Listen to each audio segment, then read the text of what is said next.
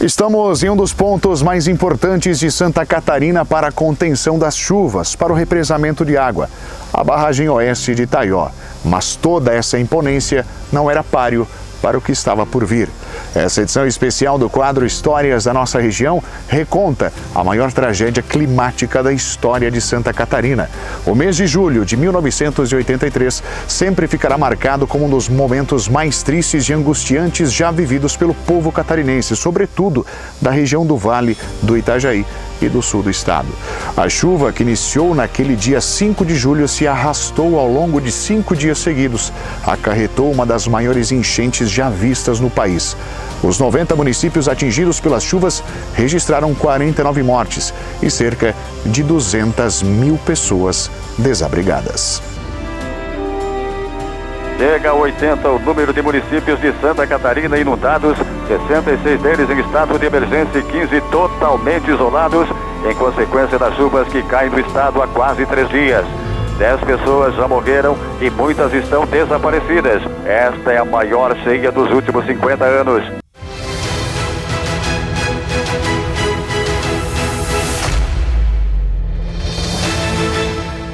Na primeira semana de julho de 1983, tudo corria bem dentro dos padrões brasileiros no noticiário dos jornais impressos. O presidente João Batista Figueiredo estava se afastando do cargo e viajaria aos Estados Unidos para tratar de um problema de saúde, deixando o vice Aureliano Chaves no comando da nação. No jornal O Estado, principal veículo da imprensa catarinense na época, só o que destoou foi uma ameaça de bomba na agência central do BESC, Banco do Estado de Santa Catarina, em Florianópolis. A primeira manchete viria no dia 8, uma sexta-feira, com o título Enchente no Estado, dando conta das primeiras 4 mortes e de que 52 municípios sofriam com as inundações. Naquele mesmo dia 8, o Estado decretou situação de calamidade pública. A chuva ininterrupta fez com que os catarinenses aprendessem a olhar para o céu de um jeito diferente, com medo de que as previsões de uma grande enchente estivessem certas, e o que foi suposto por meteorologistas se cumpriu mais rápido do que se esperava. No dia 9, o rio Itajaí-Açu bateu recorde histórico, com 15 metros e 34 centímetros acima do leito. Dali para frente foi uma avalanche de reportagens e fotos mostrando pessoas sendo removidas, a água tomando conta de 50% da área urbana de Blumenau e cenas desoladoras em todo o vale. Na ocasião, o centro e alguns bairros ficaram debaixo d'água, ilhados e sem qualquer tipo de comunicação. A cidade permaneceu alagada por 32 dias. Os blumenauenses só conseguiam receber comida e água por meio de helicópteros da Força Aérea Brasileira. Todo o Vale do Itajaí foi atingido. Somente em Blumenau houve 8 mortes e 50 mil desabrigados, o que correspondia a 29% da população.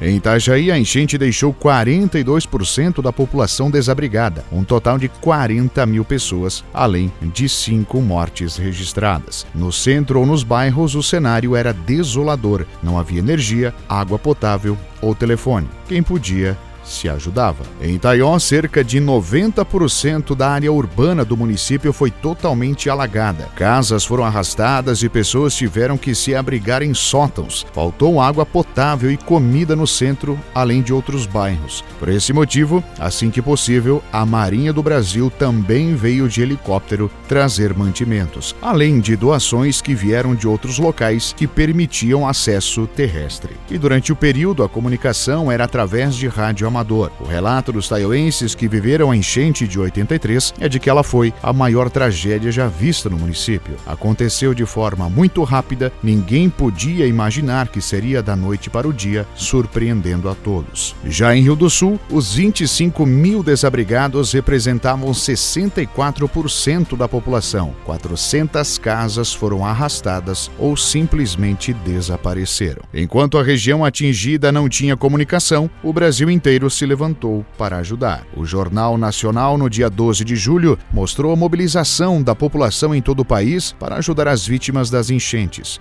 O Rio trabalhou unido para socorrer as vítimas da enchente. Durante todo o dia de hoje, foram recolhidas toneladas de donativos para os flagelados do Sul.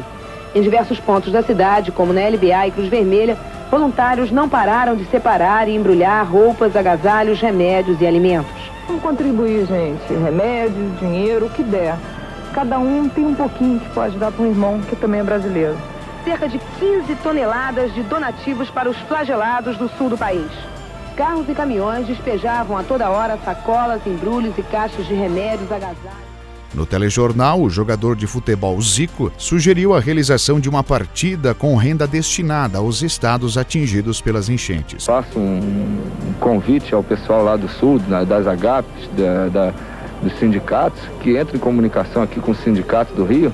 O tempo é curto, mas eu acho que a gente, ajudado por vocês da imprensa, podemos, quem sabe, na próxima quarta-feira não tem jogo, não sei, no Maracanã, jogo de voleibol é na terça, a gente na quarta, na quinta, possamos trazer aí grandes jogadores de todo o Brasil contra uma seleção do Rio de Janeiro. Eu acho que isso é uma ideia aí de início que poderia servir para poder mobilizar todos e tentar conseguir mais recursos ainda para esse pessoal que está precisando. Eu acho isso fundamental. Desde domingo, toneladas de produtos estão seguindo para Santa Catarina de avião. Hoje à tarde foi preciso organizar um voo especial de um cargueiro para transportar 19 toneladas de contribuições. Até mesmo detentos de um presídio do Rio de Janeiro jejuaram para que parte do alimento deles fosse enviado aos necessitados do sul do Brasil. Justamente na quarta-feira. Justamente porque nós assistindo o Fantástico no domingo, sensibilizou muito, porque inclusive minha esposa é do sul. Daí partiu a ideia e todos aderiram unânime. Eles decidiram que vão deixar de jantar quarta-feira que vem, doando os alimentos para os flagelados do sul. São 550 quilos de arroz, feijão e carne. Só temos mesmo a comida para oferecer, que é o que nós temos também. Gente que estão pior do que a gente que estamos aqui presos, né? A gente tinha mesmo de ajudar mesmo, né? Tem que ser humano, né? Pode estar passando por ele, mas pode estar passando com a gente também, né? Temos família, né? Essa é apenas uma das 5 bases de Santa Catarina que recebem os donativos mandados de todo o país para os flagelados das enchentes. A quantidade de comida estocada aqui dentro dá uma medida da solidariedade dos brasileiros. Daqui, esses pacotes ainda vão viajar quilômetros de avião ou de helicóptero até chegar aos lugares atingidos pelas cheias.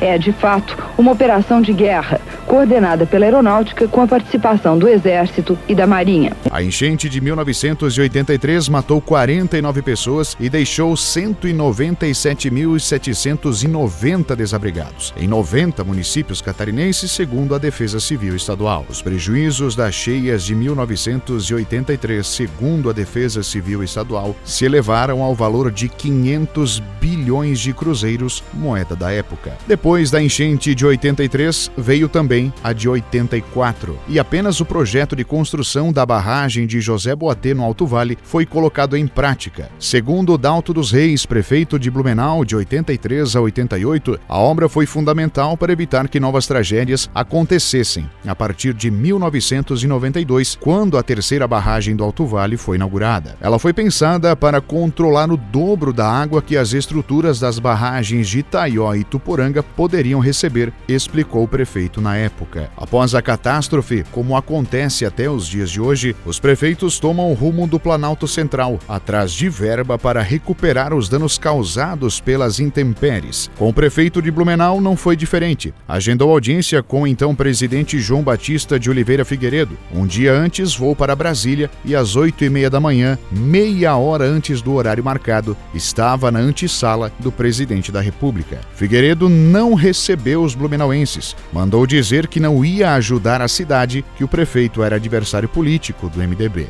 O grande ausente na reconstrução foi o governo federal, lamentou Dalto, que destacou as doações das igrejas católica e luterana alemãs que viabilizaram a reconstrução de 1.000 casas. Porém, depois de 1983, as cidades do Vale subiram para morros e encostas. A população, que antes via os morros com maus olhos, começou a disputar espaço para construir casas em locais mais altos. O problema agora da Defesa Civil Estadual e dos municípios não é mais só enchente, mas as enxurradas que carregam tudo, principalmente aquilo que está construído no alto.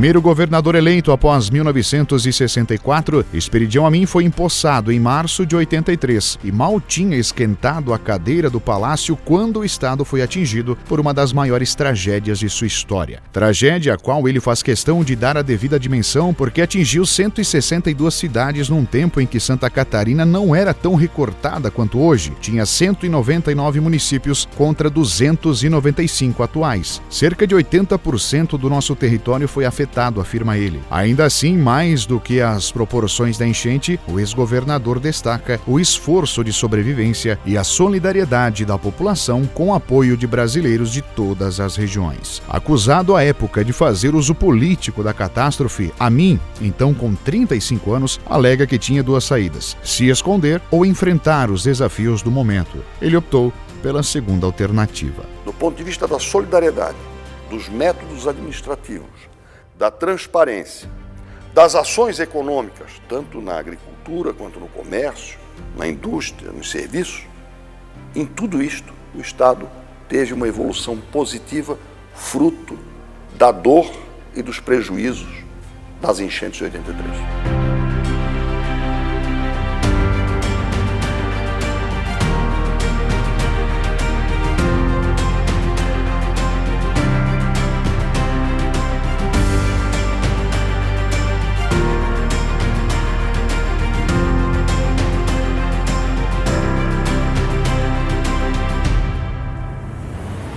Em meio à lama e à sujeira deixada pela água barrenta, Santa Catarina ressurgiu em tempo recorde. Depois disso, outros desastres naturais atingiram Blumenau e toda a região, como em 84, 90, 2008 e 2011, vitimando mais pessoas e deixando rastros de destruição. Memórias tristes, mas que serviram para fortalecer o povo catarinense, principalmente para tornar o Estado uma referência nacional em proteção e defesa civil. Tanta proteção e o instantâneo monitoramento já auxiliaram principalmente depois de 2011 a fazer com que os danos e as perdas humanas fossem mínimos. A construção de microbarragens é discutida há vários anos, mas ainda não se chegou a um consenso. Dados do Alerta Blue apontam quase 100 inundações nos últimos 170 anos. Quase metade desses episódios ocorreu a partir de 1971. Isso só em Blumenau.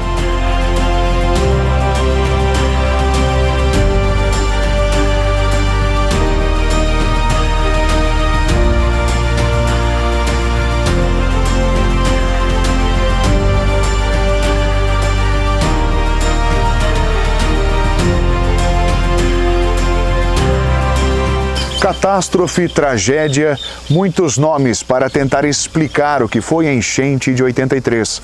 Uma ferida que foi aberta e virou uma cicatriz que faz parte da memória de um povo que aprendeu a sempre recomeçar.